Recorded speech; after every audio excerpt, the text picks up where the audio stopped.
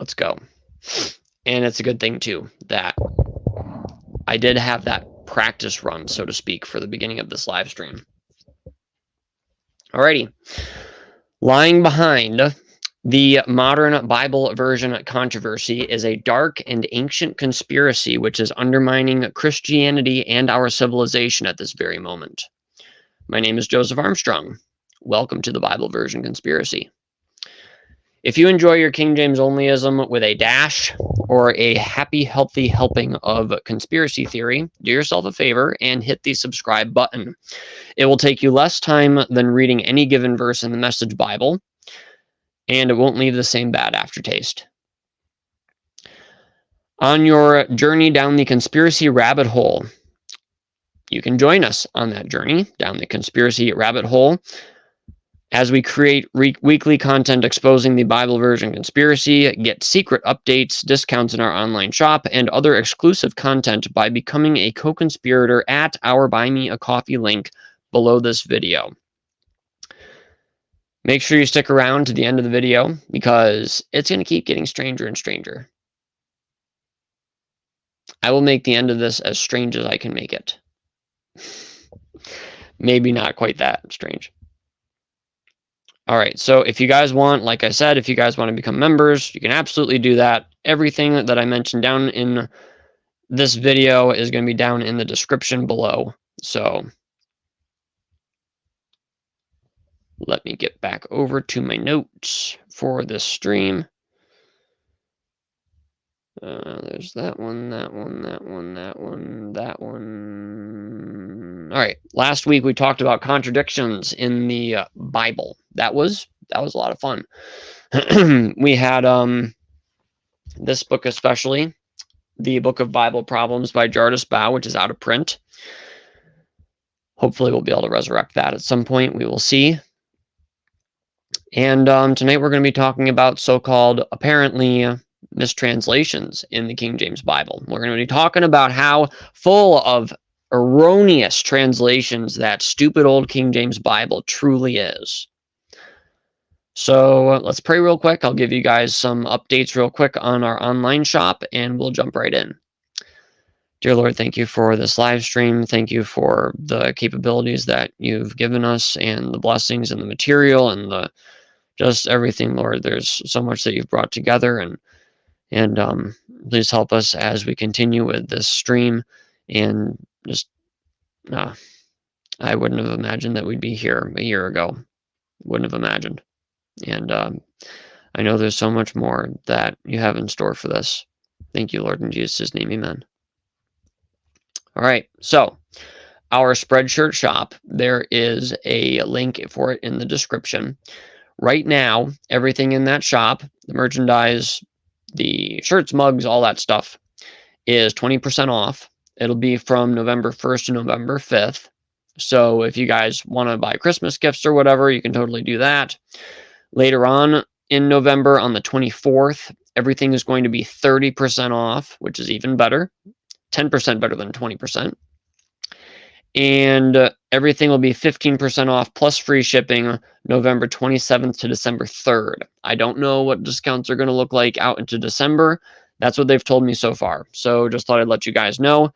Right now, everything is 20% off until the 5th. On the 24th, everything is 30% off. And the 27th to December 3rd, everything is 15% off plus free shipping. Alrighty, so that update is out of the way. And I'm going to be trying to make tonight as dense as I can. I don't want to make it fluffy, but I am going to have to make it as short as I can.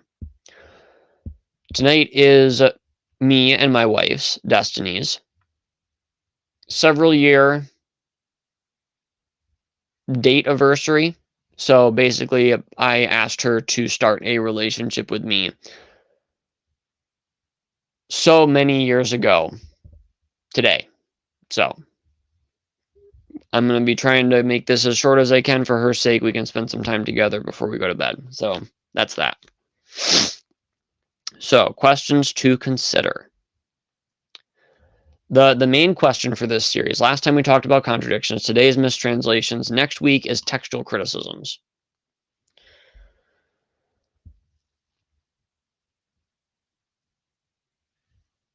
Is the King James Bible, in your opinion, well, here,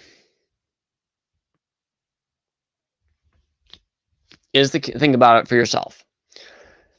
Is the King James Bible inspired, inerrant, infallible, or invulnerable? If they made defensible textual and translational choices, the translators of the King James Bible, if they made defensible decisions every single time, that means the King James Bible would be invulnerable. If it is inerrant, that means that they made a good choice and the correct choice without error every single time. Infallible means that it has the quality of never being able to make a mistake. And if it's inspired, that means that God made it that way.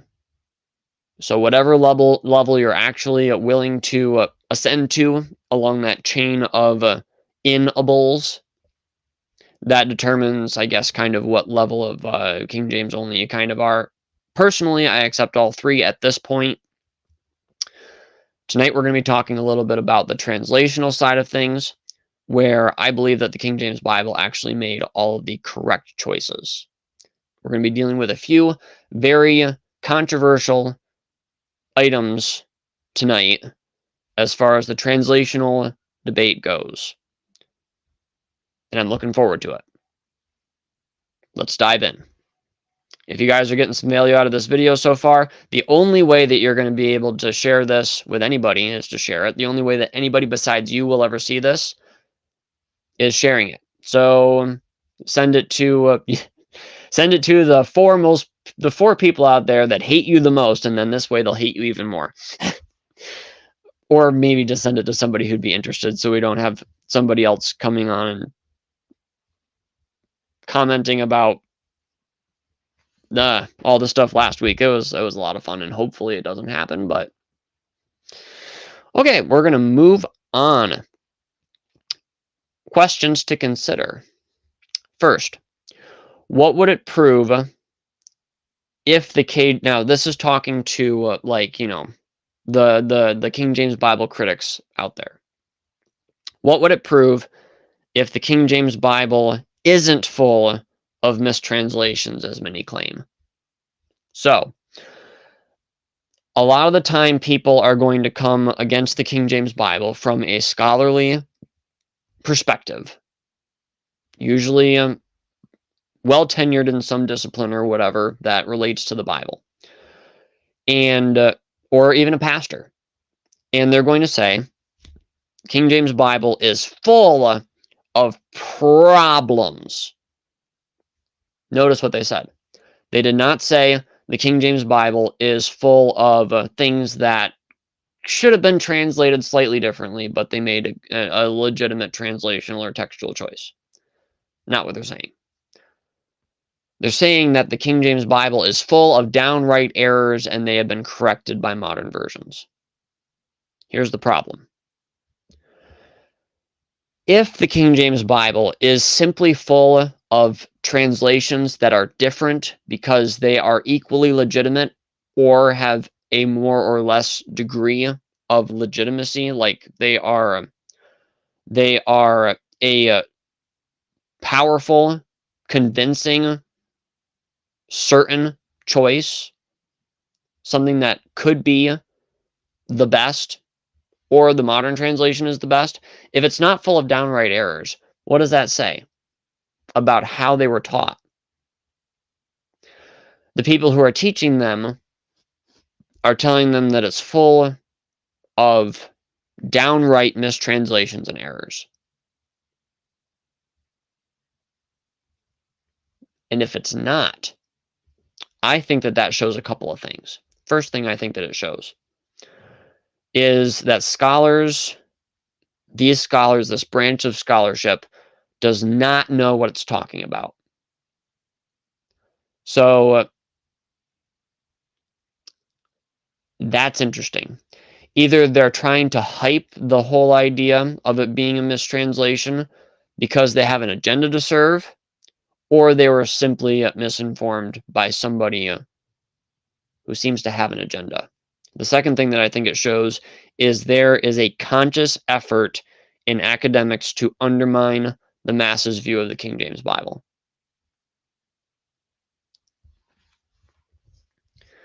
And why would I say that it's conscious? Because the people who are looking at these so-called mistranslations know full well that the translation is just as legitimate as whatever is in modern translations. It is equally defensible and sometimes more strongly defensible. If that's the case, there's only a few possibilities. Either they're ignorant of how it should have been translated at all, they're extremely biased toward what they think it should be, or there's a purpose in making everybody think that the King James Bible is so horrible. And with that thought in mind, what purpose does undermining the masses' view of the King James translation, of the King James's translational integrity serve? So undermining the masses' view of the King James Bible, what is that? What purpose does that serve? Well, first, it's going to weaken. It's going to sell Bibles. It's going to make it so that everybody can translate the Bible as much as they want to. It's going to open up that market. It's going to open up the ability to replace the King James Bible with something that you change to either fit bias or to fit the New World System, like we've talked about from the New Order of Barbarians. Check that book out. Check out the videos we've made. Book's down in the description. But here is probably one of the biggest things that this agenda, which I believe exists, in which we have proven exists on a very large and very high scale, is it breaks down the popular conception of translated scripture. What do I mean by that? You go out and street preach, say, or even a sermon, and you criticize how somebody lives their life, or criticize some sin that they love based on plain scripture. Somebody comes up to you afterwards, or right in your face if you're on the street sometimes. That's just your translation. Ever heard that one before? The Bible's been translated 1,000,000 times over the last, 6,000 years or whatever. They throw numbers or whatever. Why do people have such a low opinion of just taking one language and going, oh, I speak this language. What is this language saying? Oh, here's what it's saying. They would take a translator to a foreign country and listen to what they said. Or if they go to speak to the Indians about something, then they would talk to somebody that speaks English and Cherokee before they go, and they'd get a translator, or just hope that there's somebody there that understands English. Why can't we just trust a translation? But you see, you have that way out from under what the Bible clearly says when you have that translation loophole.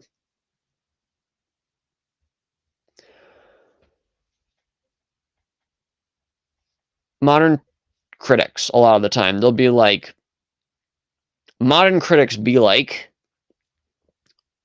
somebody goes out street preaching or whatever, and nobody comes up to him and says, well, actually, the Codex Sinaiticus, blah, blah, blah, blah, blah. I saw a BBC documentary, which sometimes they do. But you know what they come up with all the time? That's just your translation. Interesting. So, something else that I want to plug tonight, on our Buy Me a Coffee shop, down in the description, we recently released a collection of PDFs from the old website, kjvtoday.com. It has been archived in the Wayback Machine. It is still available, but when it first went down, it's got tons of articles defending translations, textual choices, and some contradictions in the King James Bible. And I love to refer to it all the time. But then it got shut down.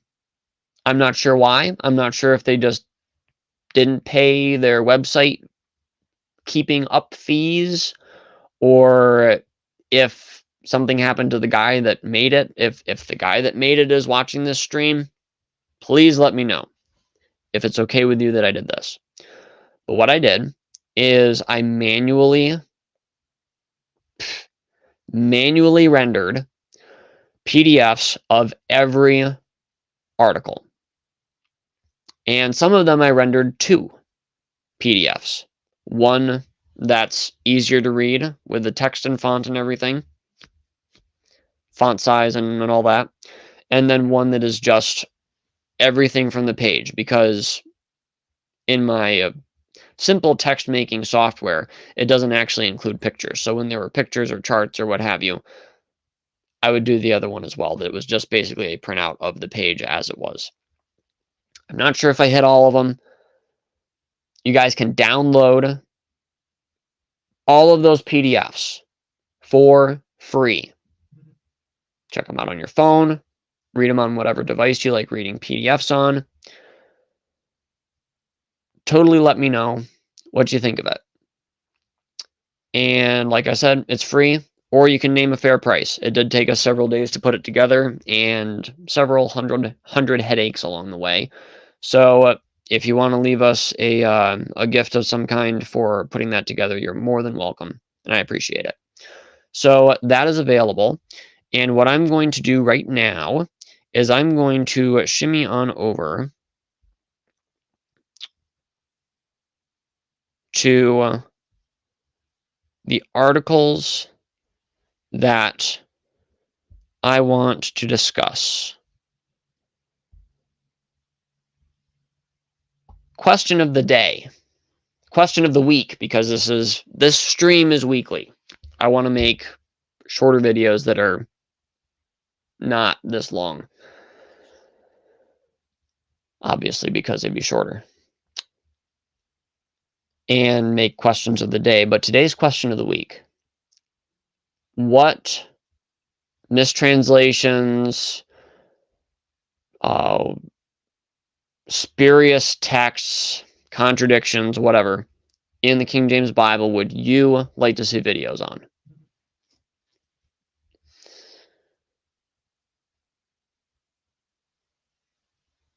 Good. You're welcome.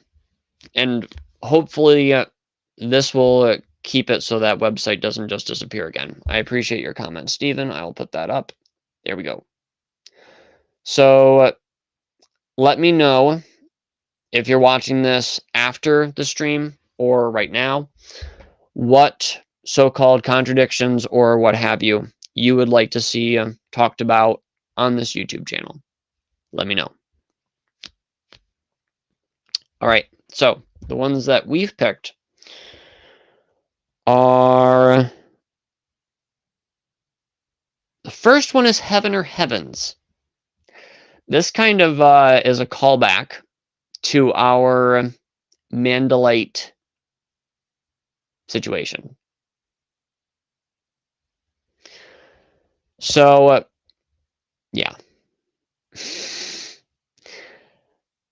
It was interesting how, just a brief word, it was interesting how that was sold to me as a debate. There was no way I could have prepared for that with how things were. And he called it a discussion in our private conversation. And I was like, oh, sure, I can go on and talk with the guy, sure.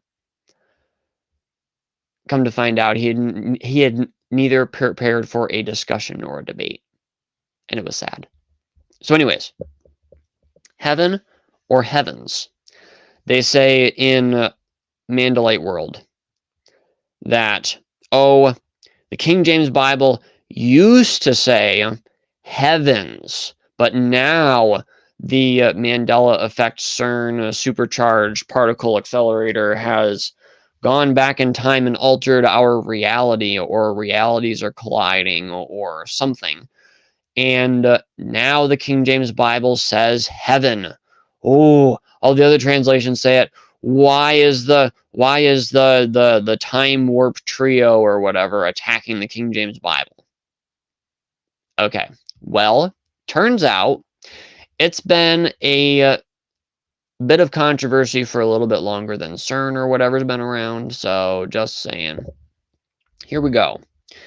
Heaven or heavens in Genesis 1:1. In the beginning, God created the heaven and the earth. Genesis 1:1 KJV. Critics charge that Shemayim, I think, is plural and should be translated as heavens. That sounds reasonable. If a Hebrew word is plural, should it not be translated as a plural?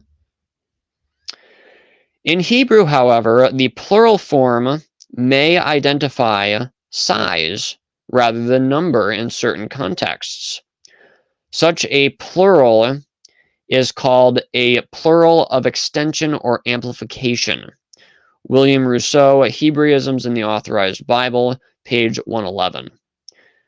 Even in English, the plural form skies, so across the skies, or in our skies. The plural form skies is used to refer to the large expanse in the atmosphere, which is typically just one sky, e.g., a plane took to the skies. Or pants, right? If you got a huge pair of pants. Those pants are huge. It's a huge expanse of pants. No. The pants is actually from pantaloons, I guess, and I guess the legs would just be brought up and fastened around the waist, so it was a pair of pants, literally, until they were attached and made into what we have now. Pretty cool stuff. Jewish traditions of the Tanakh also translate Shemayim in Genesis 1:1 as heaven. The new JPS translation, according to the traditional Hebrew text, says heaven. The 1917 JPS translation says heaven. Moreover, just a few verses later, in Genesis 1:18, the NASB and ESV translate the word as heaven. The NIV translates it as sky, singular. The translators of the NASB, ESV, and NIV all agree that the word can be translated in the singular. Interesting. Whether the word should be translated in the singular or plural depends on the translator's assessment of the context. The KJV translators translated the word in Genesis 1:1 in the singular because the other heaven, the expanse of the sky, would not be created until day 2. Genesis 1:7-8. So, Mandalites, King James critics, there's a reason for what the King James translators did. That shows that the King James Bible is invulnerable. And I believe it also kind of goes a little bit further than that. And we'll talk about that more. Let me just scan Stephen's context real quick.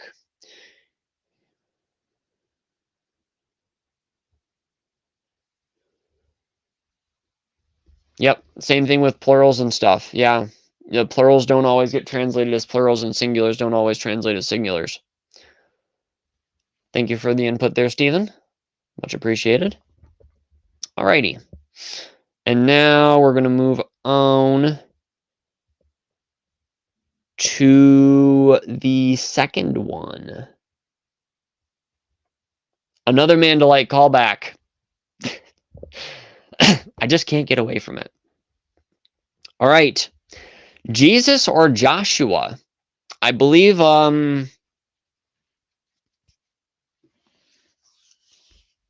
Jardis Bow. I think he also talks about it in here. I think, if I'm not mistaken.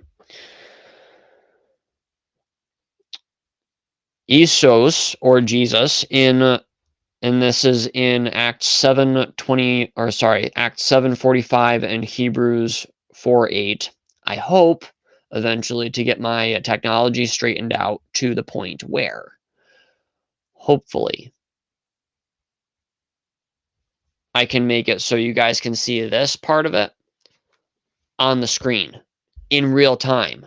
So you guys can see me like underline things and circle things and make notes and little asterisks and, you know, just and have a little red dot if I float it over the page instead of actually touching it.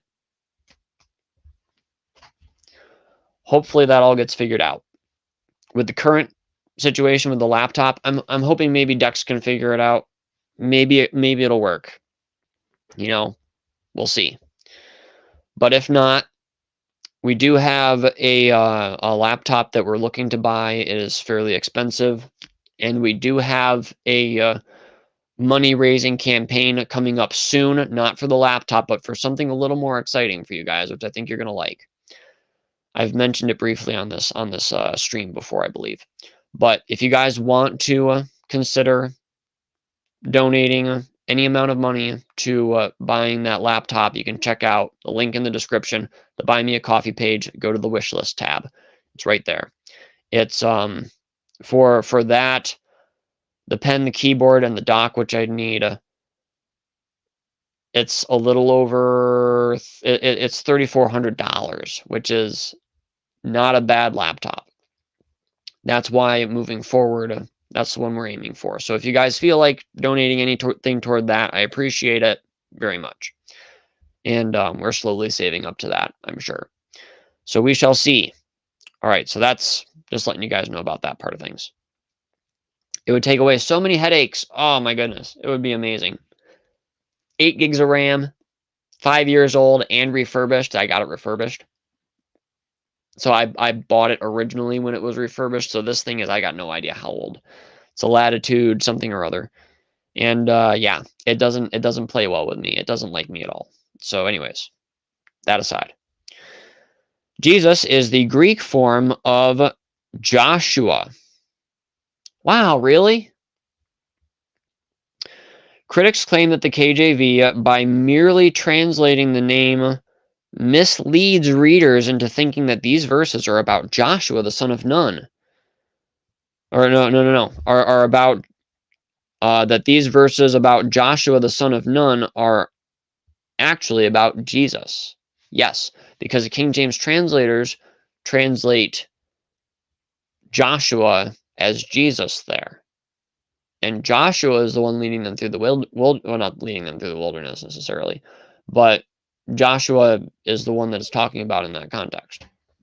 But it translates it as Jesus. So that helps you know, oh, Jesus's name was actually, I guess you could say, Jesus's name in Hebrew was Joshua. That's really weird to think about because we know him very much better by his English transliterated, Greek name, Jesus. That's what we call him in our language. Jesus in Spanish, you know, all the different languages have a name for Jesus. Like mine, named Joseph, is Jose in Spanish.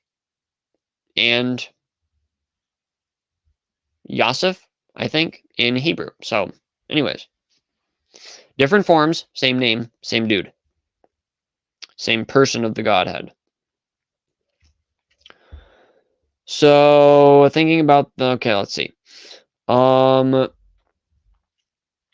However, one must wonder why English readers should be misled by something that did not mislead Greek readers, for the Greek does not differentiate the two. Rather, it would be more helpful for an English reader to learn that Jesus was a typical Hebrew name, and that it identified and that the identity of any Jesus must be determined by the context. Context again. Contextual translation. Everybody does it. It's necessary. It's essential. So, I had a thought on that. Hang on one second. I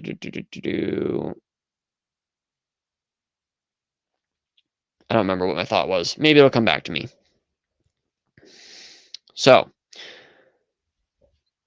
was a typical Hebrew name, and that the identity of Jesus must be determined by context.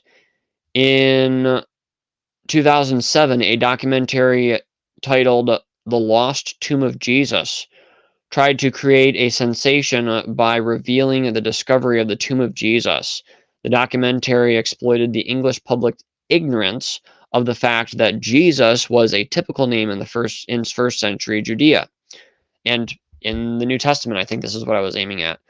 There is, if my memory is mistaking me here, please correct me. I believe there is a passage. There's two passages in the New Testament where his name is Judas, and there's somebody else whose name is Jesus. And apparently they changed their names or something out of respect, possibly. I think Jesus, which was called Justus, possibly.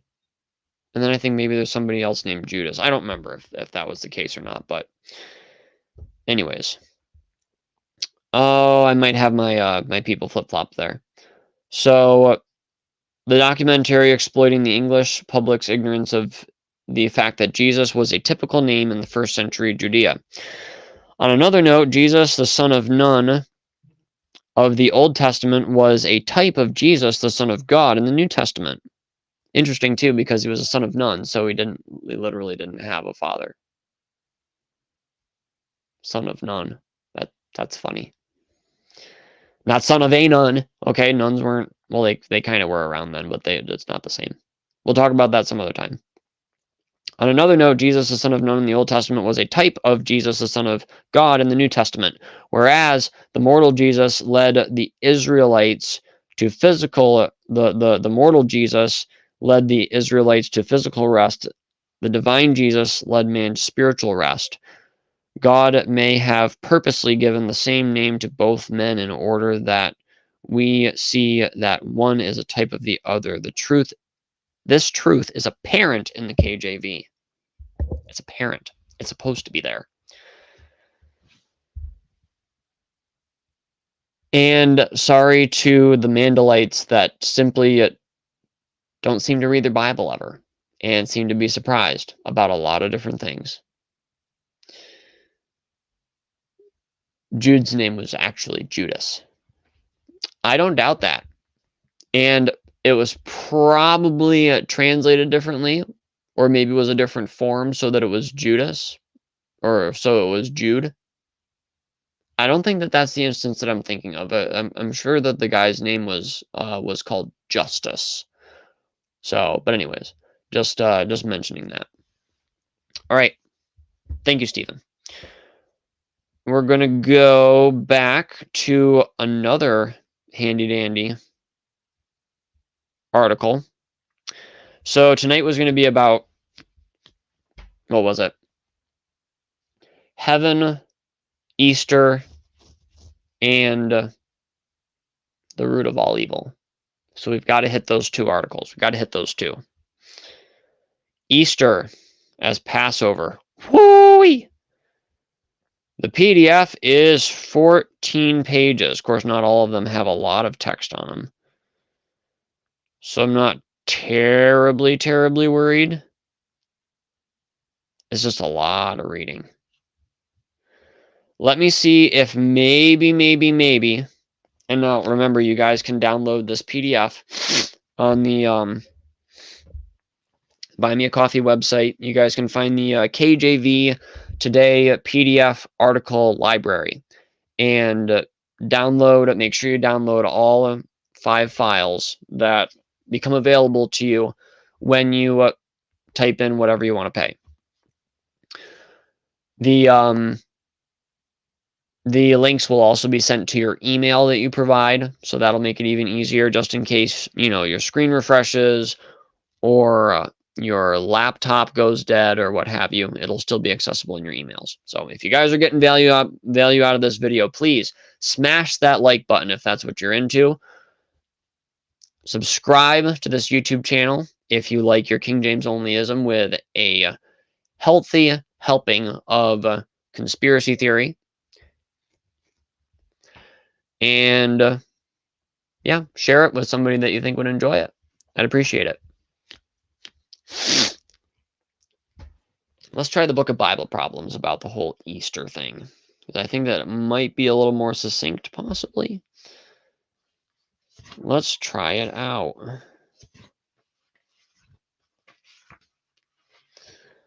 It should be in the back with foxes, dragons, unicorns, the Jonine, comma, Easter and Passover. Here we go. Acts 12:14. And when he had apprehended him, this is talking about Peter. And when he had apprehended him, so Peter was apprehended, he put him in prison and delivered him to 4 quaternions of soldiers to keep him, intending after Easter to bring him forth to the people. So Sam Gipp used to talk about this one a lot. I'm not sure if he still does or not, but he may. The terrible error which the King James translators supposedly made is to translate the Greek word Pascha, not pasta, Pascha, Pascha, as Easter instead of Passover. So Pascha is apparently translated as Passover every other time in the New Testament, but here they decided to do a dynamic equivalency and translate it as Easter because they believed the context demanded it.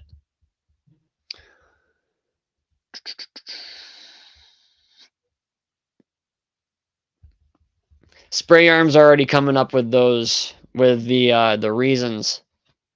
He's moving too fast for me. Thanks, Charles. In order to properly evaluate in the alleged stupidity of this grave error, we need to grab some more context. Acts 12:1-3.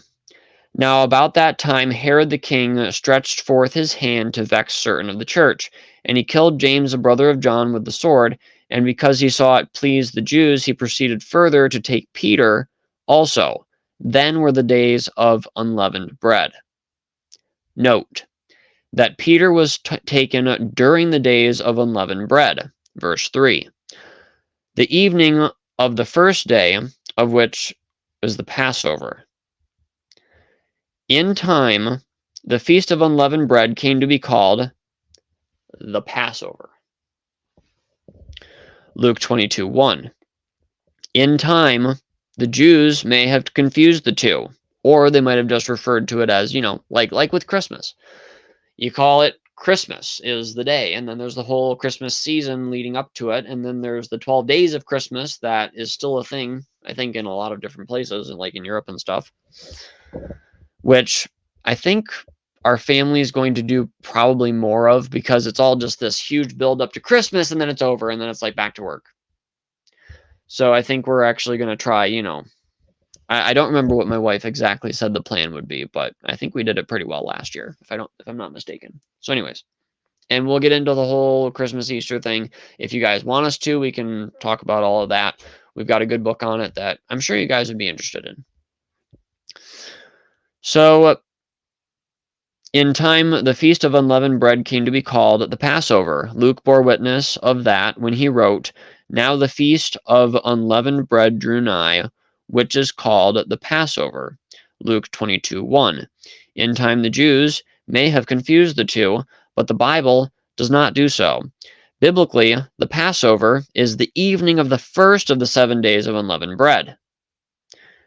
If Peter was taken during the days of unleavened bread, as Acts 12:3 states, then the Passover was already past, and it would be trivial.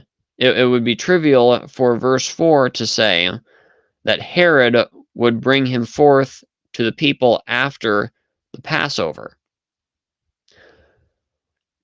Of course, that also kind of depends in my mind. So just a little side note, because if it was the whole days of unleavened bread was called Passover, then he'd be waiting until the whole 7 days of Passover were ended if he respected that Jewish holiday. Just saying. Easter, on the other hand, is a pagan holiday which periodically coincides with Passover. The Greek word for Easter has always been Pascha. So that would make sense. Like Sam Gipp, one time he gave his whole spiel and sermon and stuff on the Passover and Easter and Acts 12:4 and all that. And when he was done, an old Greek guy came up to him, right after it was done. And, real, hard expression on his face and stuff, like an old Greek. Just coming up there, working his way up to the front, and Gipp's just like, oh no, here he comes. He's just going to blow my whole thing out of the water. He's going to say I'm an idiot and everything else like this. So when the old Greek, got up there, he looked Sam in the eye, and he said, I was born in Greece. I was raised in Greece. I have spoken Greek all of my life.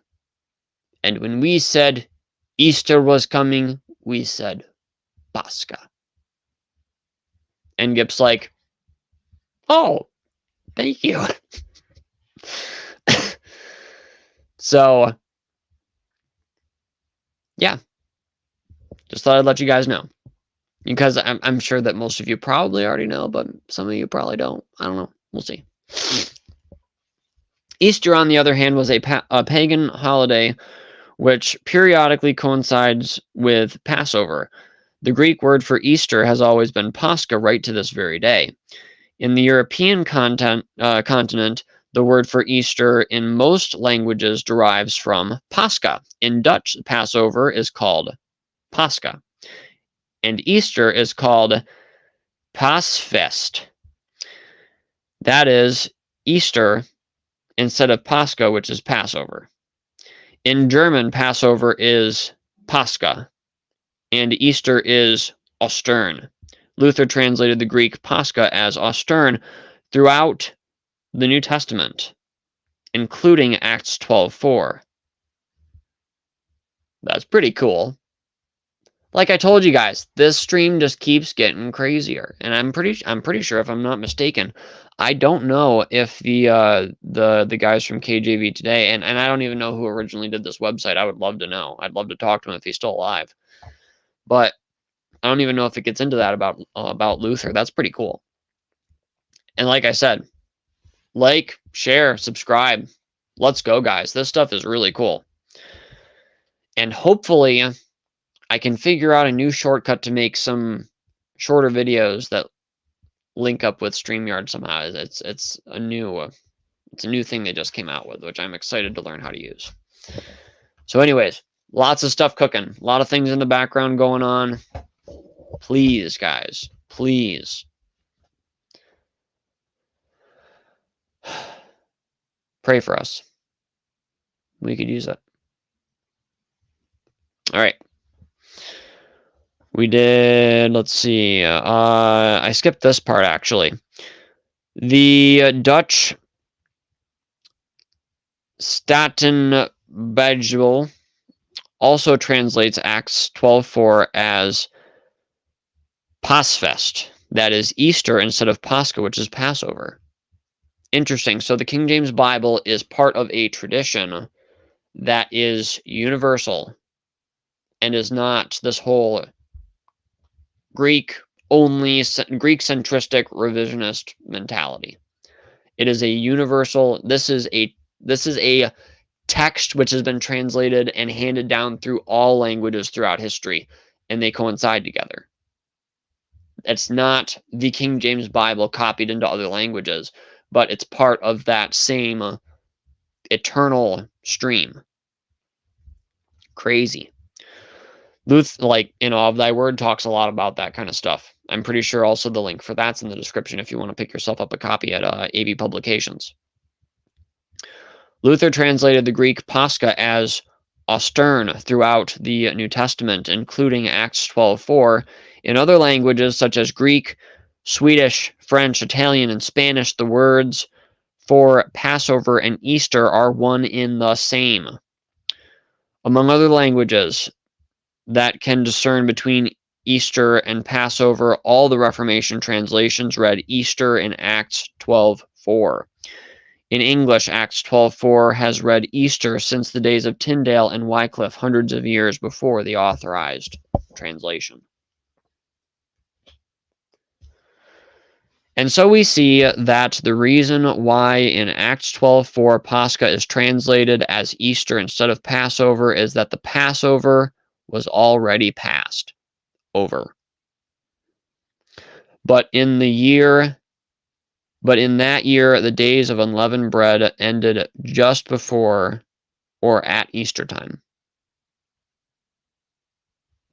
So the implication there is that Herod was waiting until after his pagan festival to bring him forth to the people. Of course, he also saw that it pleased the Jews, so he might be waiting to please the Jews to bring him out after Passover, which, if they coincided, they'd be right around the same time. It's an interesting thing. It's all just it's so cool. Alrighty then, we're going to go out of this one, and we're going to go over to... And this is 2 pages, which is not bad. All right, back to the KJV Today PDF library. There's 4 people watching this, guys. 4. And we're just a hair over an hour. When this is over, reading this article right here, I'm going to go off, go into the background, probably end up just adding the link to downloading the article library to the description so people can find it easier. And that'll probably be the sum total of this evening. So if you guys have any other translational questions, stuff like this, like that one in Proverbs where it says in the King James Bible, what does it say? Let me check. It says that a man should show himself friendly if he wants to have friends. In modern versions, it says that a man who has many friends will come to ruin. That's Proverbs 18:24. Why do modern translations do that? Why does the King James Bible do what it does? Check it out.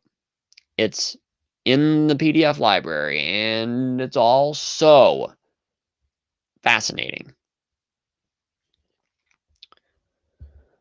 The root of all evil, or a root of all kinds of evil, in 1 Timothy 6:10.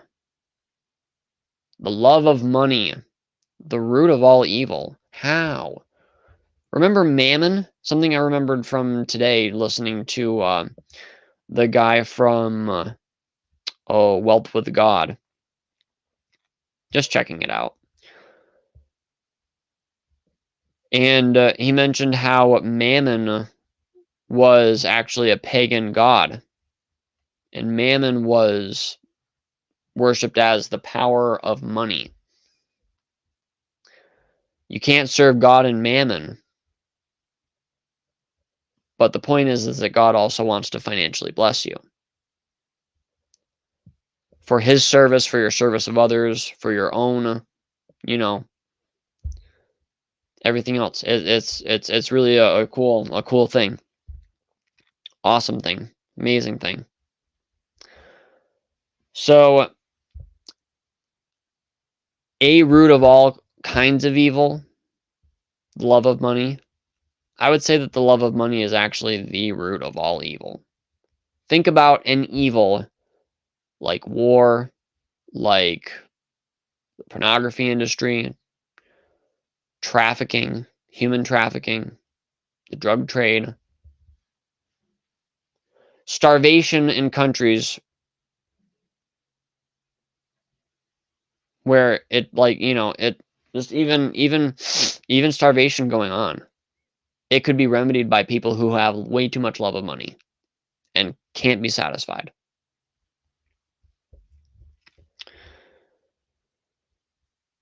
And the root of all kinds of evil.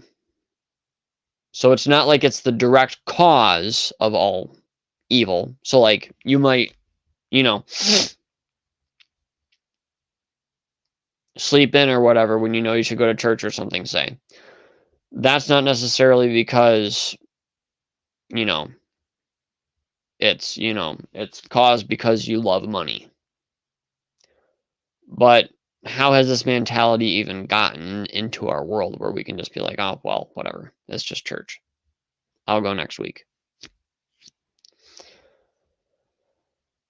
Its root, it'd take me a few minutes to trace that exact example back, but its root is in a love of money.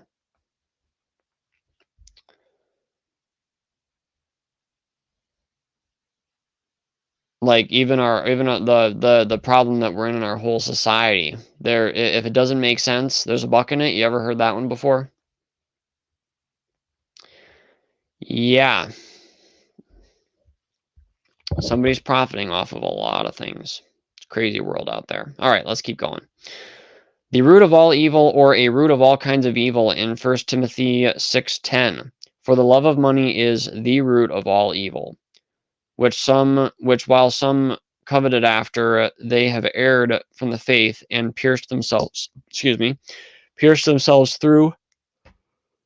burping and sneezing and and pierced themselves through with many sorrows. 1 Timothy 6:10 KJV. Some critics take issue with the KJV's statement that the love of money is the root of all evil. They take issue with two things. First, the definite article, the root, which suggests that the love of money caused the original evil, whether it be Lucifer's rebellion or man's original sin. This is supposedly a problem because money did not exist during Lucifer's rebellion or man's original sin. Second, all evil would suggest that the love of money causes all evil to exist. Not necessarily. Just had a thought. The love of money, that's lust, that's covetousness. Oh, I covet sleep more than going to church. The love of. Interesting. Okay, anyways. This is supposedly a problem because some evils are unrelated to money. Here is a response. What is money? We must first ask the philosophical question, what is money? Money is not coins and bills because they are cashless. There are cashless transactions going on every day. Money is not a physical object. Money is an idea. It is the idea that the more you have of X, money, the more you are entitled to have Y, goods. So like X and Y, which belongs to another person. What is the love of money? Readers must be careful not to think that 1 Timothy 6:10 is condemning money itself. The condemnation is against the love of money, hence misguided, and some people have said the lack of money is the root of all evil. And it's not necessarily, because most of the people that are causing evil with their money are still, they have a love of money, and they're causing a lot of evil. All right. The condemnation is against the love of money, hence misguided are the critics that money did not exist during Lucifer or Adam's time, or that money does not cause certain evils. It is the love of money that has existed from time immemorial. The love of money is the love of having more of X in order to have more of Y, which belongs to another person. Hence, the love of money is the act of coveting. Covet means to feel inordinate desire for what belongs to another, Merriam-Webster. The context of 1 Timothy 6:10 makes a connection between this love of money and the act of coveting, or for the two are the same. For the love of money is the root of all evil, which while some covet, they have erred from the faith and pierced themselves through with many sorrows. Even without being philosophical, common sense dictates that people love money because they love having more of what belongs to other people. One could have this kind of love, whether or not money exists as a physical object. This love of money, or the act of coveting, certainly existed at the time of Lucifer's rebellion and of man's original sin. Lucifer coveted God's throne, Isaiah 14:13, and man coveted the forbidden fruit. Hence, it can be said that the love of money is the root of all evil. Coveting is the root of all evil. Because every man is tempted, but every man is tempted when he is drawn away of his own lust and enticed. Then, when lust hath, hang on, this is interesting. Then, when lust is closely related to coveting, for the both relate to desire. The Epistle of James says concerning lust, conceived. Okay, when lust hath conceived, it bringeth forth sin, and sin, when it is finished, bringeth forth death. So I guess this must be an error in how the PDF rendered. This is not the one that I have in the library, I don't believe. So hopefully this error is circumvented. James 1:14-15. Every sin begins with lust, desire. There was a pastor I had back when I was a kid. His name was Dan West. And he would always say that, why do we do what we do? We do what we do because we want what we want.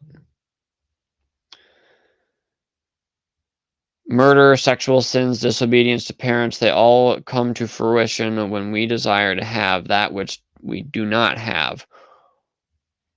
Our own selfish satisfaction in any given situation. Hence, we can correctly say that the act of coveting is the root of all evil. Yes, all evil.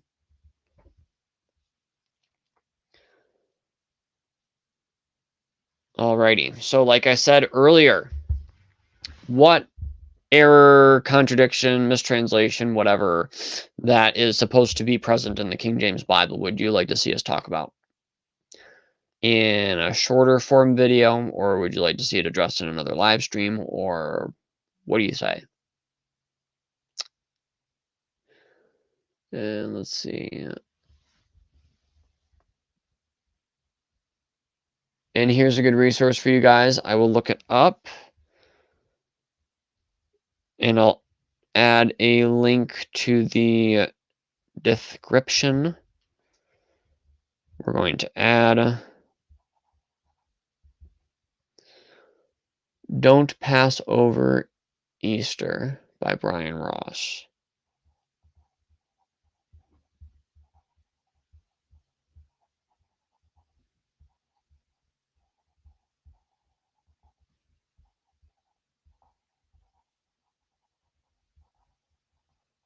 Sweet. All right, we'll get to that. I appreciate you guys tuning in. This is the Bible Version Conspiracy, signing out. Here we talk about conspiracy theories as they relate to the modern Bible version controversy. There are all kinds of things that we are getting into these days with all of this stuff. Got a lot of books that we're going to be going through with you guys, a lot of things that are going to be coming up. So yeah, I appreciate you guys showing up, supporting us with this effort. Just even that I see a number there, that there's viewers. There's 5 of you right now. It hasn't grown a lot for a little while, but hopefully soon. I think we're going to be getting on the right track as far as success for this channel. in the near future. So stay tuned.